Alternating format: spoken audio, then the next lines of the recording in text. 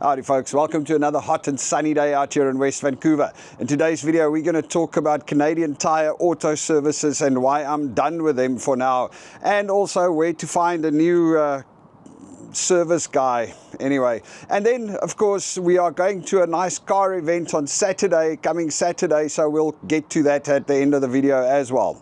So let me take a step back and let's talk about Canadian Tire Auto Services. When we arrived here, we bought ourselves a 2013 Ford Edge, and you know, for the first couple of services we took it to the Ford garage, and I guess that's where we made the mistake, because those guys just wanted to rip us off. They wanted to charge me $2,000 just to change the rear disc brakes and stuff. Remember, I had videos on where I did it myself or with the help of Brahm, and it really worked out well.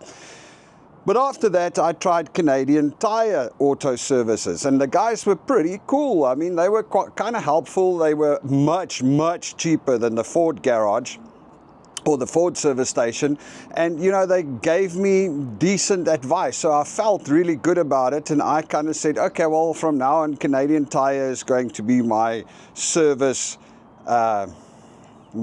center, my garage, my place where I take my car if I need it to be serviced. I suppose the mistake that I made was coming from Ford. Obviously Canadian Tire was a lot better, but then after the last two that I took my car to Canadian Tire, I'm also kind of up to here now. You know, the previous time I took my car in there and I bought new rims. Let me tell you the story. Yes, so I bought new rims because, you know, taking the car in every year to go, or every winter and every summer to go put winter tires on. So what I just did is I bought a set of steel rims for the winter tires, and I had that put on the car. And now whenever it's summer or winter and I need to change the tires, I jack the car up and I swap the wheels. It's really, really easy. The problem was, after I bought the set of steelies, as they call them, from Canadian Tire, and they put them on the car, I kept on getting a warning in the car that says the tire pressure monitor is not working.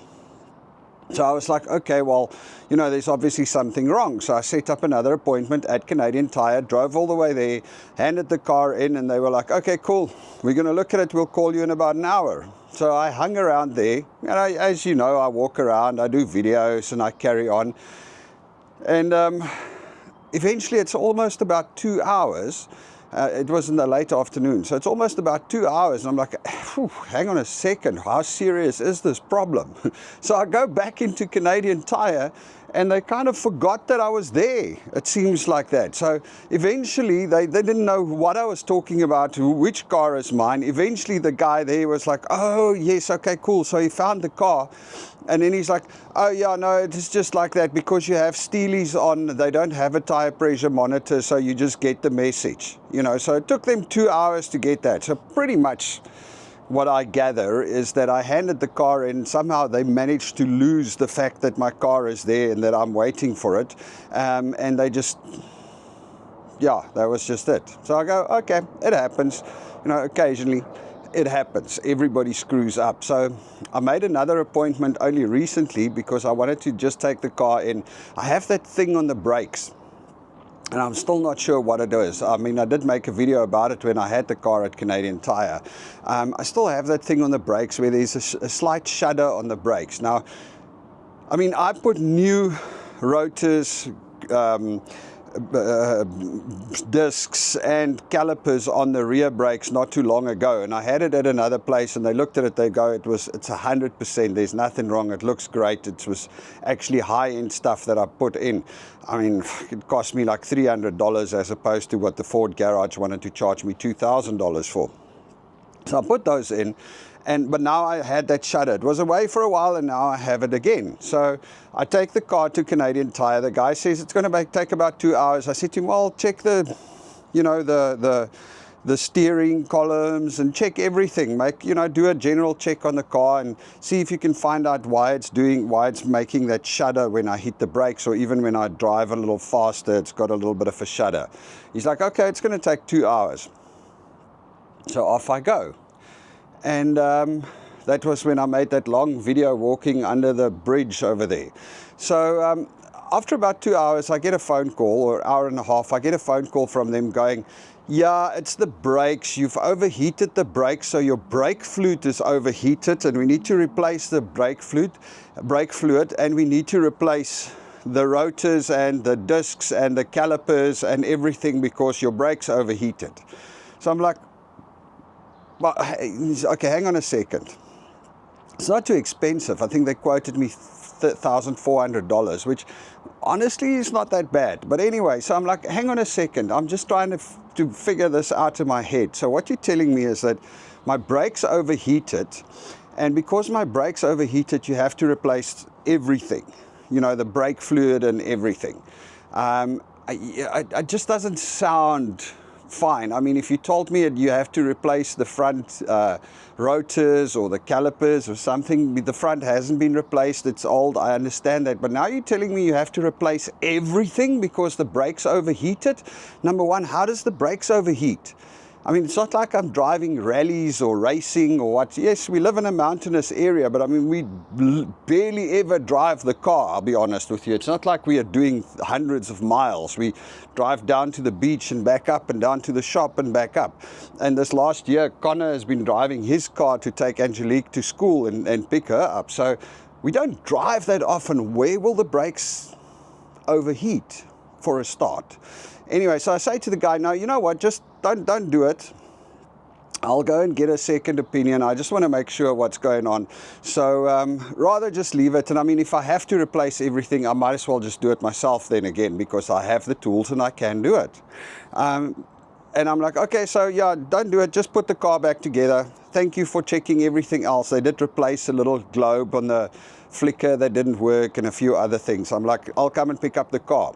And then he goes, oh yeah, sorry, you can't come and pick it up now. It will be about another hour. So I'm like, you said 2 hours in the beginning. He says, yeah, the technician has gone on lunch. So I'm like, all right, fine. So the guy took it apart and then went on lunch.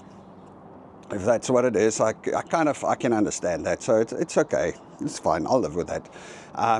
So I carried on walking further and doing video. I mean, I was busy anyway. So eventually I get done there, finished with the video. I walk back to Canadian Tire, and now I'm sitting there waiting for them to call me. And eventually it's 3 hours. And I'm like, hang on a second.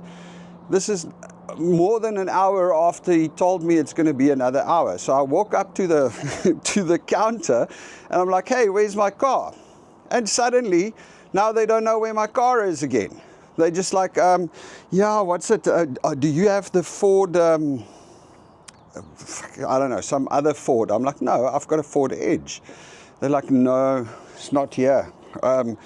What's happening? Can they start running around there? Eventually they figure out they labeled the file wrong. So it's not the car, the Ford, what's it?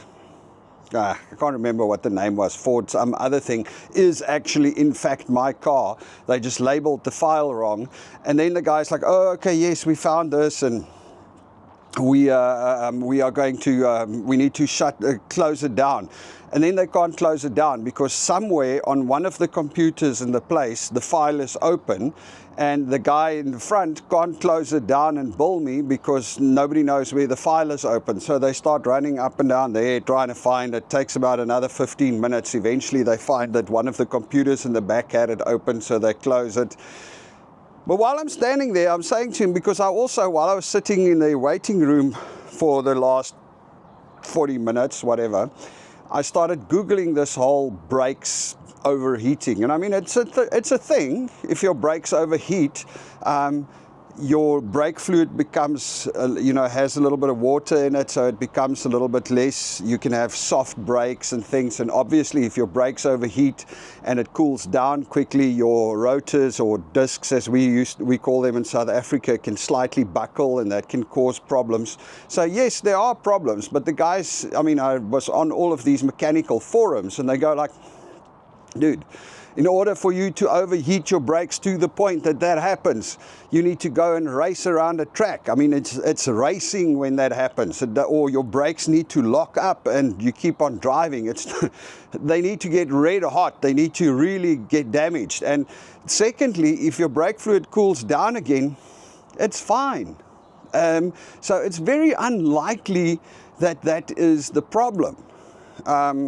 So while I'm there, I'm asking this guy these questions, and they just like, no, it's just like, yeah, if you live on hill, your brakes will overheat. I'm like, but that just sounds like absolute nonsense, man. So it's like crap. So anyway, long story short, I eventually took the car back from there. I'm still driving it. It's got a little bit of a shudder. I'm ordering brakes online. Oh, that's the other thing. So that was it. I asked the guy, I'm like, well, I just put in the rear brakes last year. I mean, the discs, the rotors, the everything. I put all of that in last year. You're telling me that you have to replace it now because my brakes overheated between then and now?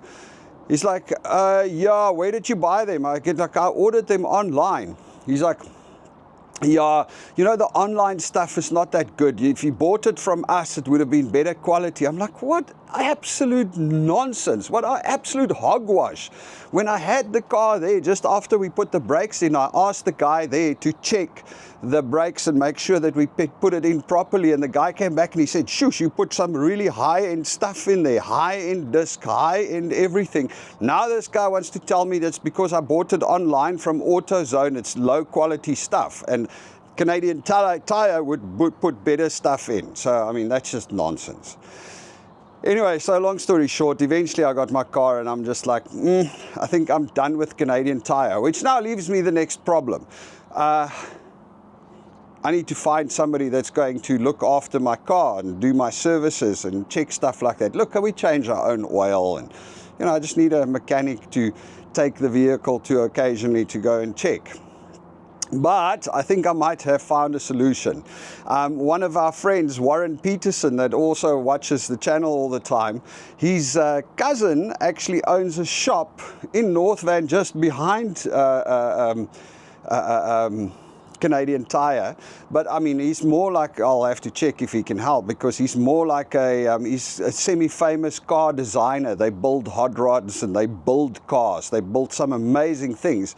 And on Saturday, they've got an event going on where they actually have a band playing and they've got an exhibition of all of these cars. I'm going to put a link in and I'll put a photo up here so you guys can check it. We're going to go out there on Saturday and go say, how's it? And I'm going to record some of those cool cars and record the event. So yeah, if you are around on Saturday and you like cars and you like stuff like that, come down to North Van. The address will be here. Yeah, I don't have it on me, sorry. I'll put it in the description, or I'll put it over the screen over here.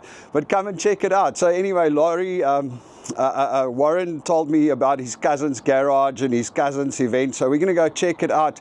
He also said that his cousin is a very honest guy, and you know, he will give me proper advice. So I'm going to leave it until Saturday and go and really ask a professional car builder that knows what's going on, whether Canadian Tire has been trying to mess with me.